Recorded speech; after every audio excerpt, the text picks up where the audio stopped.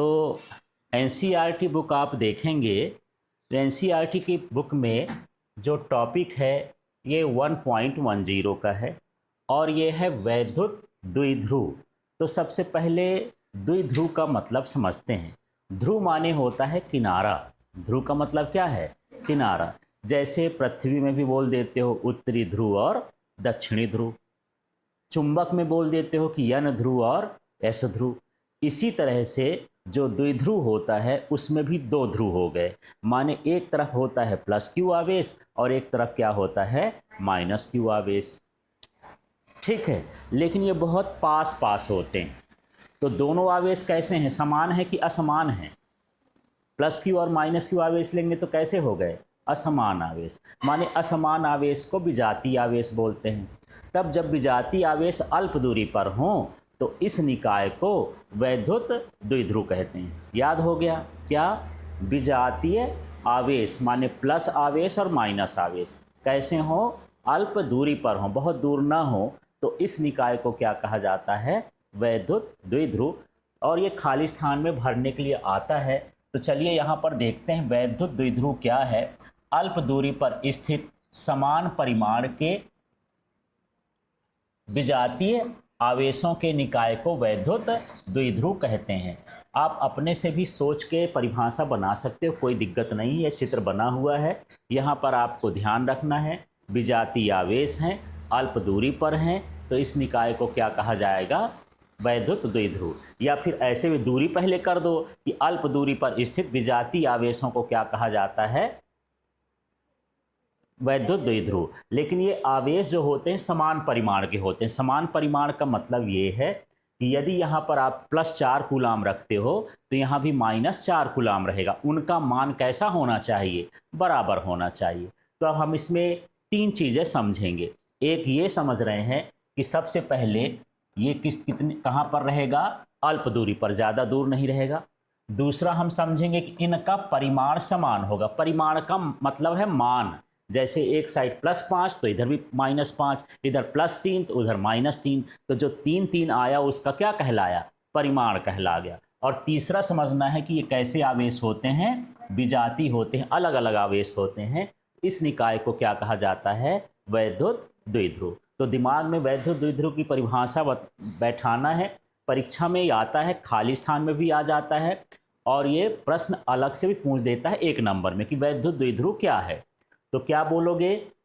पहले यहाँ से भी चालू कर सकते हो, ऐसा भी कर सकते हो। समान परिमाण के विजातीय आवेश अल्प दूरी पर स्थित हों तो इस निकाय को वैद्युत द्विध्रुव कहते हैं। बोलो तो, यहाँ से बोलो क्या? समान परिमाण के विजातीय आवेश, ये क्यू का मतलब हो गया। कैसे हों? अल्प दूरी पर हों, इस निकाय को वैद्युत द्विध्रुव कहा जाता है। ठीक है, अब यहाँ पर वैद्युत द्विध्रुव को दर्शाते कैसे हैं? तो वैद्युत द्विध्रुव का जो प्लस क्यू आवेश है ये इधर रखा जाता है।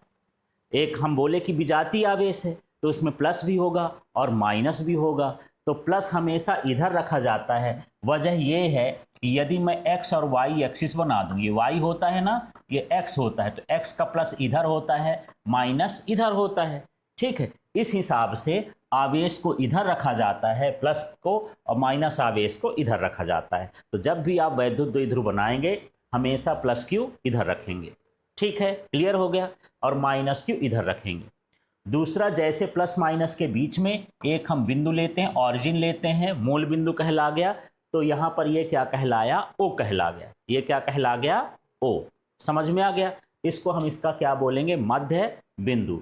यदि मैं यहाँ से यहाँ तक की पूरी दूरी देखूं तो ये इसको क्या माना जाता है? 2l। क्या मानते हैं? 2l। कहीं कहीं पर 2a भी लिखा जाता है, ऐसा है ना, पर इसमें बच्चे थोड़ा सा गड़बड़ लिख देते हैं, इसलिए मैंने इसको l कर दिया है। क्या होता है कि यहाँ पर q भी लिख दिया है ऐसा, और a भी लिख देता है, और एक जैसे बना देता तो पता नहीं चलता a है कि q है। तो l रहेगा तो अलग अलग दिखेगा। ठीक है, तो इसको परेशान मत होना। कुछ किताबों में यहाँ पर a लिखा होगा और कुछ किताबों में l लिखा होगा, दोनों सही है। ठीक है, क्लियर हो गया? अब देखो, यदि मैं आधी दूरी मानूं तो आधी दूरी का हिस्सा इधर क्या कहलाता है? l, और इधर भी क्या कहलाया? l, तभी तो बना क्या हो गया? 2l। क्लियर हो गया। तो ये जो चित्र बना है किसका कहलाया? वैद्युत द्विध्रुव का चित्र कहला गया। ठीक, पर हम इसको पढ़ कहाँ रहे हैं, ये हमको दिखाई कहाँ देता है, उसको समझ लेते हैं। जैसे मान के चलो, जब हम NaCl की बात करते हैं तो ये सोडियम क्लोराइड होता है। ठीक है, इसमें आप जानते होंगे कि ये जो Na है ये प्लस होता है और Cl क्या होता है? माइनस होता है। मतलब ये इनके बीच की दूरी भी बहुत कम होती है, हम तो NaCl का एक अणु भी नहीं देख सकते। ठीक, तो ये निकाय क्या कहला गया? वैद्युत द्विध्रुव। ये समान परिमाण के हो गए, एक धनावेश इसमें है, एक ऋणावेश इसमें है।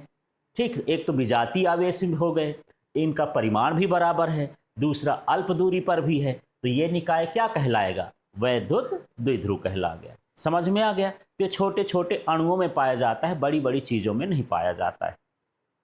ठीक है, तो परिभाषा एक बार फिर से बताओ इसके हिसाब से। पहले क्यू को बोलो समान परिमाण के, फिर प्लस माइनस को बोलो विजातीय आवेश, फिर इसको बोलो अल्प दूरी पर हो, तो इसे वैद्युत द्विध्रुव कहते हैं। और कोई क्रम नहीं, यहां से लिख सकते हो अल्प दूरी पर, इससे चालू कर देते हैं, ये अल्प दूरी है ना, अल्प दूरी पर, फिर इसका नाम ले लो समान परिमाण के विजातीय आवेश स्थित हों, तो इसे वैद्युत द्विध्रुव करते। कोई फिक्स परिभाषा नहीं है, परिभाषा है आपको अपने से बनाना है, किताबों से नहीं बनाना है।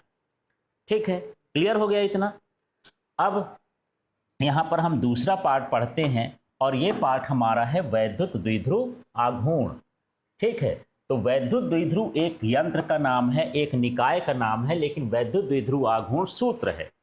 ठीक है, जैसे मान के चलो आप वो वाला झूला झूले हो कि एक व्यक्ति यहाँ बैठ जाए, एक व्यक्ति यहाँ बैठ जाए और इस तरह से घूमते हो, घूमे हो ऐसा वाला झूला, है ना? ये ऊपर नीचे नहीं, इसको कैसा वाला? घूमने वाला। ठीक है, तो इसी तरह से यहाँ पर भी ये जो प्लस वाला है और माइनस वाला है, तो प्लस किसके पास आना चाहता है? माइनस के पास, और माइनस भी किसके पास जाना चाहता है? प्लस के पास। इसके चक्कर में वो क्या करता है? घूमता है। तो घूमने को ही हम यहाँ पर फिजिक्स में क्या बोलते हैं? आघूर्ण। आघूर्ण का मतलब क्या है? घूमना। माने वैद्युत द्विध्रुव क्या कर रहा है? घूम रहा है। घूमेगा तो उसका मान कितना हो जाएगा? जैसे मैं हो जाऊं, अब एक डंडे में एक व्यक्ति वहां खड़ा हो जाए तो क्या होगा? यदि मैं चलूंगा तो उसको भी चलना पड़ेगा। ठीक, यदि मैं इधर घूम रहा हूं तो वो भी इधर घूम के आएगा, इधर घूमूंगा तो उधर भी घूमना पड़ेगा। मतलब एक अणु यदि घूमता है, दूसरा भी उसके चक्कर में क्या होगा? घूमेगा। यदि मैं ये हाथ ऐसे कर रहा हूं, अब मैं सोचता हूं ये हाथ चलाऊंगा लेकिन बराबर है, तो इस हाथ को भी क्या करना पड़ेगा? चलाना पड़ेगा, एक दूसरे के अपोजिट रहे। तो बस यही हाल है। तो अब देखते हैं कि वैद्युत द्विध्रुव आघूर्ण होता क्या है। परिभाषा याद नहीं करना है, सूत्र याद करना है। सूत्र से सब कुछ आपको बड़ी आसानी से बन जाएगा। तो देखो, ये है वैद्युत द्विध्रुव के आवेश का परिमाण। क्या? वैद्युत द्विध्रुव के एक आवेश का परिमाण। दो ठो आवेश है ना, तो क्या लिखोगे?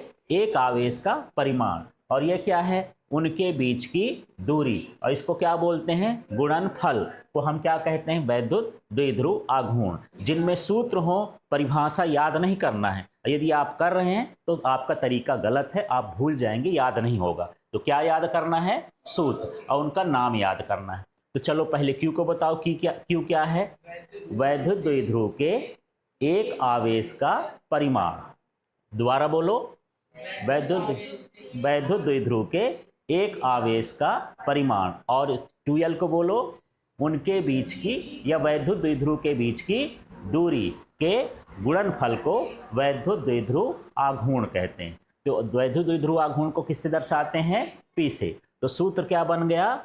P बराबर Q इंटू 2l। क्लियर हो गया? ये क्लियर हो गया? ठीक है, तो इस तरह से यहां पर इसका सूत्र हो गया। यदि मैं इसके मात्रक की बात करूं, मैं बोलता हूं कि यदि आपको सूत्र याद है तो मात्रक है, विमी सूत्र है, सदिश सदिश है, सब कुछ सूत्र से ही बन जाएगा। अलग से आपको कुछ याद करने की जरूरत नहीं है।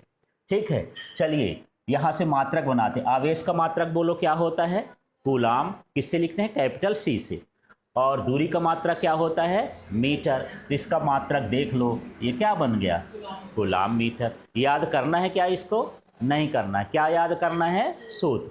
फिर हम बात करते हैं इसके विमी सूत्र की। विमी सूत्र को LTA भी लिख देते हैं, ATL भी लिख देते हैं, कैसे भी लिख देते हैं, पर आया कैसे इसको भी आपको याद नहीं करना है। सारा कुछ ये सूत्र है, इसी सूत्र से परिभाषा बनेगी, इसी सूत्र से मात्रक भी बनेगा। तो चलो हम बात करते हैं कि ये कैसे आया।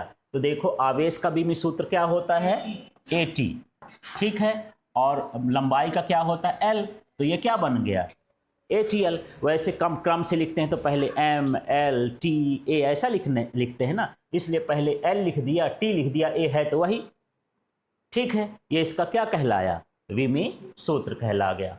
और ये कैसी राशि होती है, सदिश राशि होती है, लेकिन इसकी दिशा ऋणावेश से धनावेश की ओर मानी जाती। कहाँ की ओर होती है, ऋणावेश से धनावेश की ओर। जबकि अभी हम विद्युत क्षेत्र रेखाएं पढ़ रहे थे तो उसकी दिशा हम पढ़ रहे थे कि ये धनावेश से प्रारंभ होती है और कहाँ पर समाप्त होती है, ऋणावेश पर। लेकिन इसके ये विपरीत है, ये कहाँ से चल रहा है, ऋणावेश, और जा कहाँ रहा है, धनावेश की ओर। तो इसकी दिशा कैसी होगी, ऋणावेश से धनावेश की ओर। तो यदि मैं यहाँ पर P की दिशा बताना चाहूँ, जैसे मैं यहाँ पर P लिख दिया, इसके ऊपर क्या लिख दिया, P एक सदिश राशि हो गई। P कैसी राशि हो गई, सदिश, तो दिशा बताना पड़ेगा।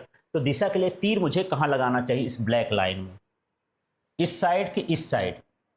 कहाँ से चालू होता है, ऋणावेश से, कहाँ की ओर जाता है, धनावेश, तो इसका ये इधर की ओर है।